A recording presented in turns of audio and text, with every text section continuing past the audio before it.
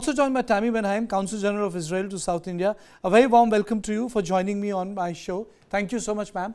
My question to you is, do you think that now the ground assault in Gaza is imminent, that the area needs to be freed from the Hamas terrorists? Of course it needs to be freed from the Hamas terrorists. I heard my good friend Dana talk about some of the atrocities, some of the tragedies that have been happening. Obviously, Israel is fighting this huge terror organization at its border. They're brutal, they're heinous. We all see what they are doing with the women, with the children, with the people they have kidnapped and brought back to Gaza as hostages. There is no question here. And Israel needs to do it, of course, in order to first and foremost secure the people in Israel, the Israelis, and everybody else living in Israel, and bring back security and safety. But Israel has also needs to do it, and that's why we need India's support and the world's support in order to do it for the entire world. All of us, like-minded countries, all of us regular citizens, normal people, have been affected, and we felt at some point in time, especially here in India, the effects of terrorism, of terror organizations. If we don't make a very clear stand and destroy all the capabilities of Hamas, stop Hamas from ever thinking of making such an attack again, it won't be just Hamas in Israel. There are other terror organizations looking at this. We see, one terror organization and everybody rears their heads. We have to be very, very clear, and we have to send a very strong and precise message about Hamas. Okay, Tammy, the reason why I'm asking was that, the airstrikes have taken place. The country has said that this is just the beginning. But, when we talk about operations like an urban center like Gaza, it's like Aleppo, it's like Mosul, it takes time. When you hold on to the ground, Israel came out of Gaza in 2005. It will need to go inside. But isn't that a big logistic challenge? It's like 1/4 of Delhi. It's densely populated. The neighborhoods need to be cleared. There are tunnels in Gaza where hostages have been kept.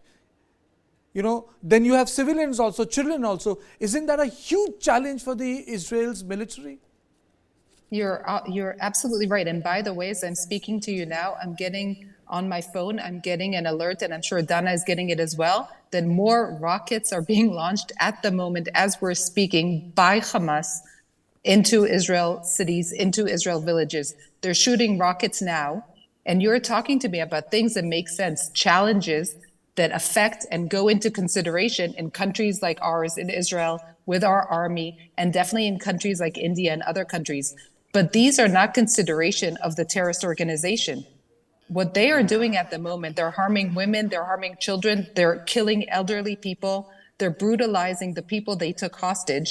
While doing all this, while they're hiding amongst their own children, amongst their own civilians, the people in the population that they should be taking care of, they're using as human shields. They have no respect for human life. They're not into the considerations that we have. And Israel has now a few goals. First and foremost, to, as I said, secure Israel for its population and for the Israeli civilians. Second is to free these hostages. And Israel will do what is needed in order to free these hostages, to stop what is happening now in Gaza from continuing to the people they took hostage. There is no question about it. Nobody in their right minds, nobody who thinks rationally thinks different, or that we need to leave them there. So we will do what needs to be done to do it. And, Israel has already told some of the population to leave. They're very well aware of what's happening, but everything that is happening is due to the Hamas. It's due to their terror attack. It's due to their single aim, and the single thing they've been working for years now is to destroy Israel. You correctly said that Israel left Gaza in 2005. And in 2006, there were some internal elections. 2007, Hamas took control of Gaza. And they could have spent the money that they got to have a good education system, a good health system, to invest it in schools and kindergartens, to find their people jobs. But what they've been doing single-mindedly is taking all their efforts, all the money, everything they've been getting, and building forces to destroy Israel. Yesterday, when we were freeing the southern villages and cities, we found another terror tunnel. You know how long it takes and how much funding and how much people power you need to make these tunnels? They used gliders to come into Israel. They went and procured those. In the past 4 days, they've launched over 4,500 rockets, and they're still now firing. So think about how much ammunition they have. Think about what they're doing. This is their single-minded aim, and this is what they're trying to do, and they will not stop. So of course we have to stop them. There is no question about this.